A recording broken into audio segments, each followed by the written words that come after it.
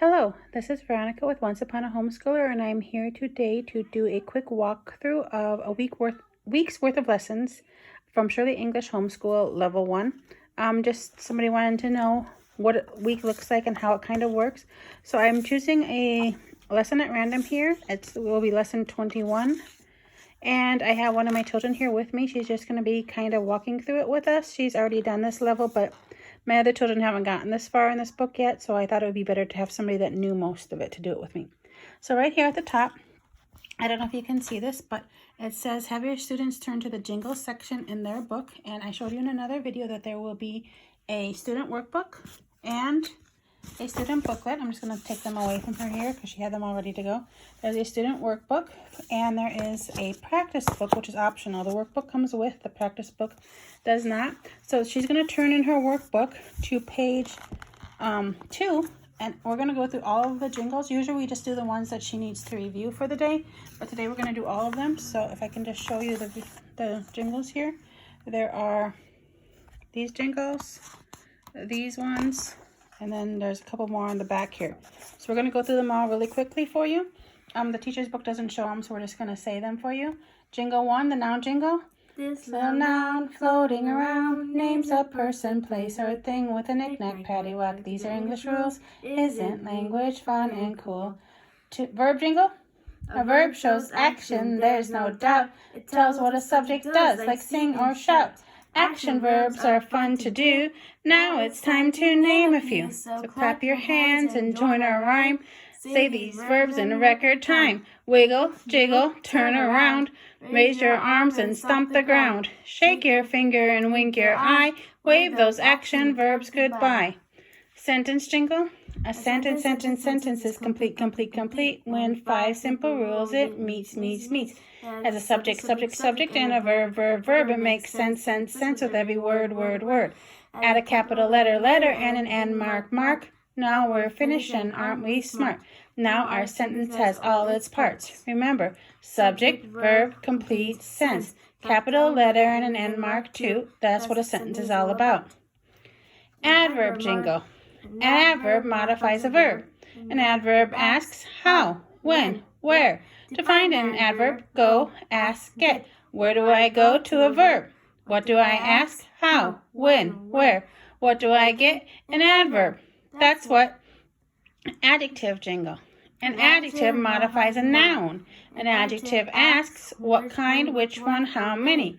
To find an adjective, go, ask, get. Where do I go to a noun? What do I ask? What kind, which one, how many? What do I get? An adjective. That's what. Article adjective jingle. We are the article adjectives, teeny tiny adjectives, a and the. We are called article adjectives and noun markers. We are memorized and used every day. So if you spot us, you can mark us with the label A. We are the article adjectives, teeny tiny adjectives, a and the. Okay, and then the last ones.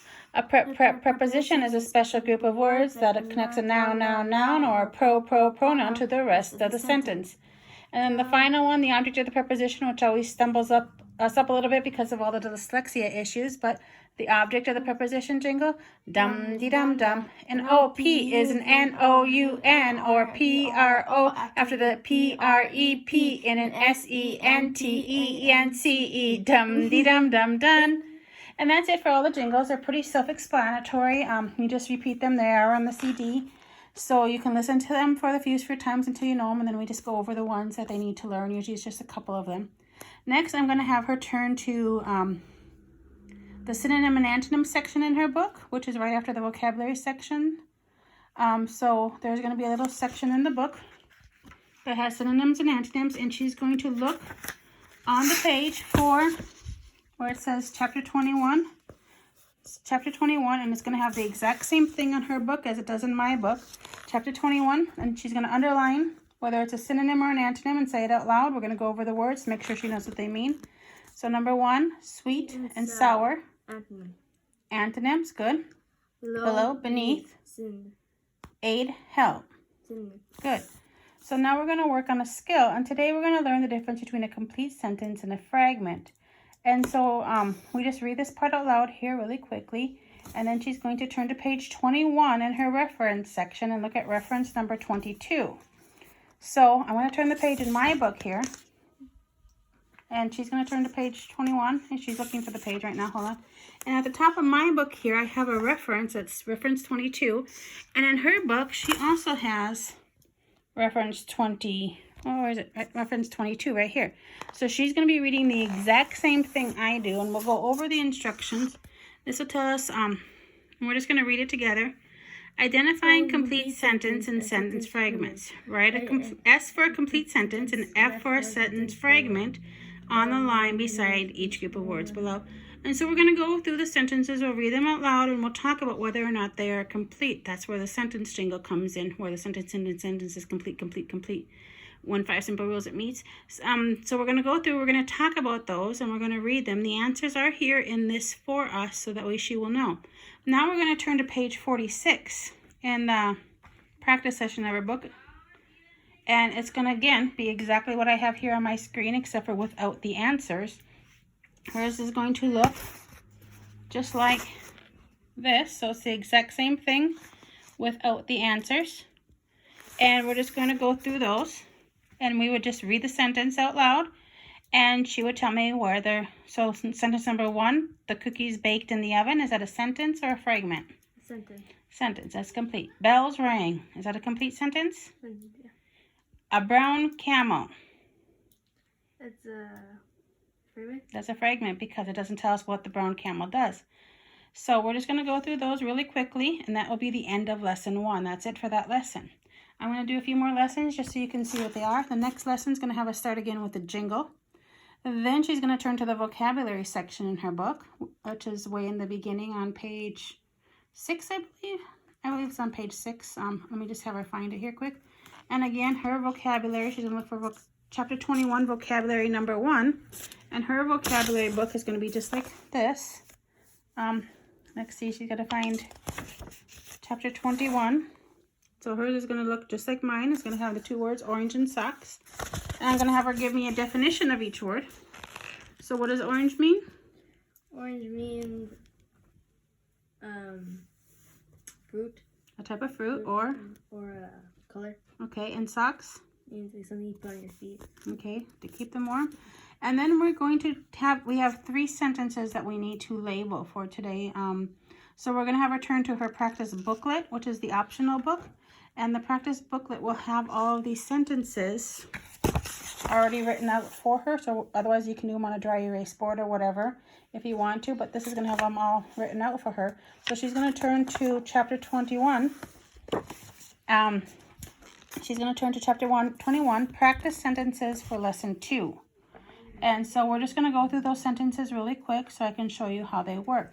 And this is the teacher's book. They'll show you the sentences, but on the back of the page here, we have the answers or how the question and answer flows is going to go.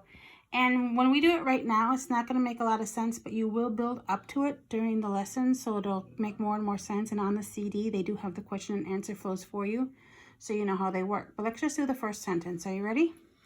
The pretty orange socks glowed in the dark. What glowed in the dark? Socks. Subject noun. What is being said about socks? Socks glowed. Verb. In preposition. In what? Dark. Dark. Object of the preposition. The article adjective. What kind of socks? Orange. Adjective. Remember it says what kind. And remember there our jingle said to find an adjective, go ask it. Where do we go? To the noun, which is socks. And what do we ask? What kind? So that's a what kind question. So that's an adjective. And then we're going to ask what kind of socks again, because not only are the socks orange, but they are also pretty. And that's another adjective. And then the at the beginning of the sentence is another article adjective. So she's going to write those letter labels on top of there as we do it, and then that'll be complete. Then we'll do the next sentence. The 3 pretty yellow birds jumped around in the snow. What jumped around in the snow? Birds. Subject noun. What is being said about birds? Birds jumped. Verb. Where do they jump? Around. Adverb. Because an adverb asks how, when, where. In adverb? Preposition. That's okay. In what? Snow. object of the preposition. The article adjective. What kind of bird? Yellow. Yellow. Adjective, because it's asking what kind again. What kind of birds? Pretty. Adjectives. How many birds? 3. Adjective, because an adjective asks what kind, which one, how many. And then again, she'll write that in her book, and then we'll do the last sentence for the day. The excited dogs bark loudly today. What bark loudly today? Subject or dogs, sorry. Dogs, subject noun. What is being said about dogs? Dogs barked. Verb. Barked how? Loudly. Adverb. Barked when? Today. Adverb. Because an adverb asks how, when, where. What kind of dogs? Excited. Adjective. The article adjective. And then we're going to do another type of activity where we'll turn to another reference page and we'll go over how to match the predicate with the subject. And we'll do another activity in the book, which again matches the predicate with the subject. And here's the answers to that. And then we will also go back and practice fragments and sentences from the last assignment. And then at the end of that, we'll have the student write 3 sentences from this lesson on a sheet of paper. So these type of sentences or these sentences up here. So they'll write the 3 sentences down and then tape record the sentence and answer flows and label them. So that way you can check them. Now on the lesson 3, that's it for lesson 2, or for that week. Lesson 3, we're going to do the jingles again. We have new vocabulary words, 3 more sentences. So this only takes a few minutes a day.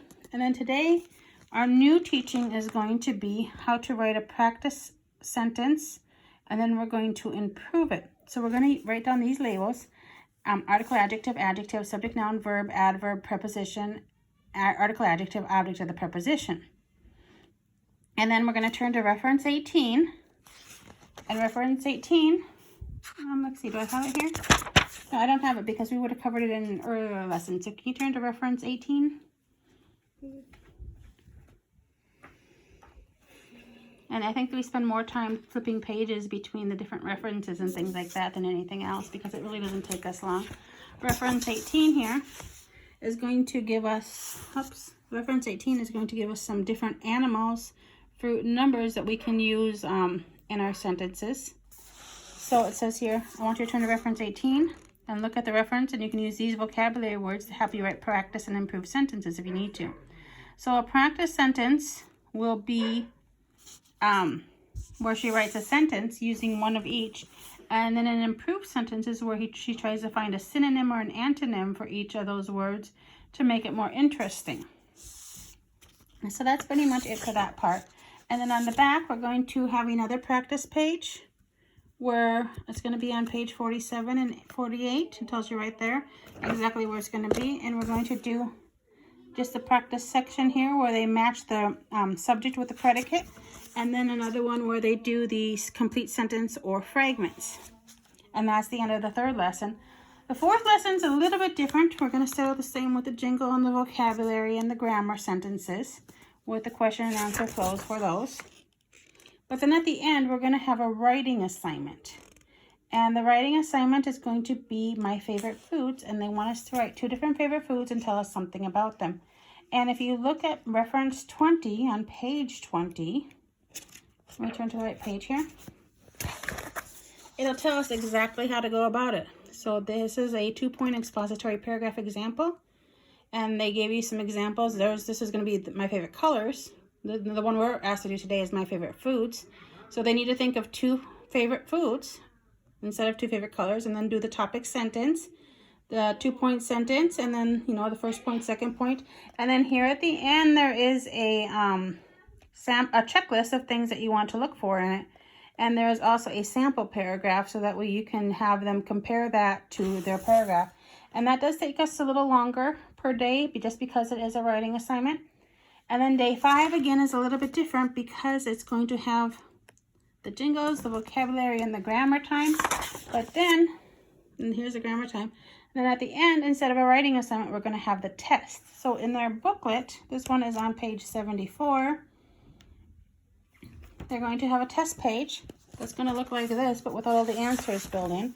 So here's their test page, and we're just going to have them try to do this by themselves. So they're going to diagram 2 sentences without help. Find the synonyms and antonyms, and you'll notice some of them are the same ones we went over right now. Some are different ones. Here they're going to label the 5 parts of speech that they've learned so far. There are 8 parts of speech and they've learned 5. So it's going to be noun, verb, adjective, adverb, and preposition. And then we're going to match the subject with the predicate. And then we are going to practice our sentences and our fragments. And at the end, they're going to do a journal writing about what they've learned this week.